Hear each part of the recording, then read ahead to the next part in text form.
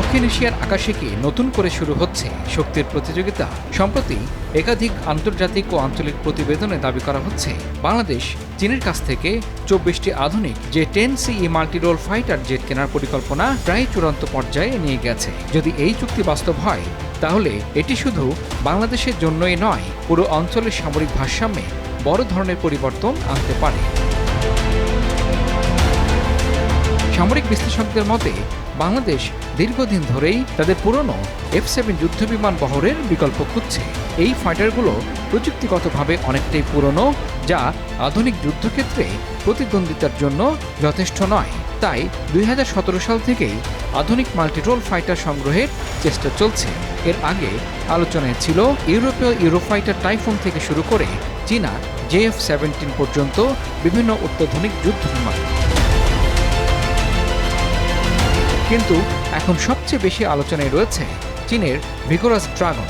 এতে রয়েছে আধুনিক এয়ার টু এয়ার মিসাইল এবং উন্নত এভিওনিক্স সিস্টেমে সজ্জিত, যার গতি প্রতি ঘন্টায় প্রায় 2200 কিলোমিটার এবং কমব্যাট রেঞ্জ 1000 কিলোমিটারেরও বেশি, যা আঞ্চলিক এয়ার পাওয়ারের জন্য গুরুত্বপূর্ণ সক্ষমতা। চীনের জন্য এই সম্ভাব্য চুক্তি কৌশলগতভাবে গুরুত্বপূর্ণ। পাকিস্তানও ইতিমধ্যেই এই J-10 সিরিজের ব্যবহারকারী হিসেবে পরিচিত পেয়েছে। ফলে দক্ষিণ এশিয়ায় একই ধরনের চীনা যুদ্ধবিমান একাধিক দেশে চালু হলে আঞ্চলিক সামরিক কমন প্ল্যাটফর্ম তৈরি হওয়ার সম্ভাবনাও বিশ্লেষকদের নজরে এসেছে। এক্ষেত্রে ভারতের প্রতিক্রিয়া কি হতে পারে? যদিও ভারত দক্ষিণ এশিয়ার সবচেয়ে বড় সামরিক শক্তি হিসেবে এই পরিবর্তনকে কৌশলগতভাবে গভীরভাবে পর্যবেক্ষণ করবে এমনটাই মনে করছেন প্রতিরক্ষা বিশ্লেষকেরা। কারণ একদিকে পাকিস্তানের সঙ্গে চীনের ঘনিষ্ঠ সামরিক সহযোগিতা, অন্যদিকে বাংলাদেশের সম্ভাব্য নতুন ফাইটার ফ্লিট, এই দুই মিলিয়ে পূর্ব ও পশ্চিম দুই দিকে নতুন ধরনের এয়ার পাওয়ার ডাইনামিক তৈরি হতে পারে। বিশেষজ্ঞদের ধারণা, ভারতের জন্য সরাসরি ভয় শব্দ ব্যবহার না করলেও কৌশলগত উদ্বেগ বাড়তে পারে, বিশেষ করে সীমান্তবর্তী এয়ার ডিফেন্স পরিকল্পনা ও আঞ্চলিক এয়ার সুপেরিয়রিটি ধরে রাখার প্রশ্নে।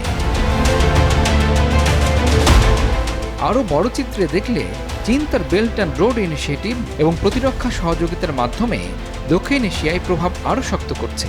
ফলে বাংলাদেশ, পাকিস্তান ও মিয়ানমারের মতো দেশগুলো চীনা অস্ত্রের বড় ক্রেতা হয়ে উঠছে, যা বৈশ্বিক অস্ত্র বাজারেও নতুন সমীকরণ তৈরি করবে।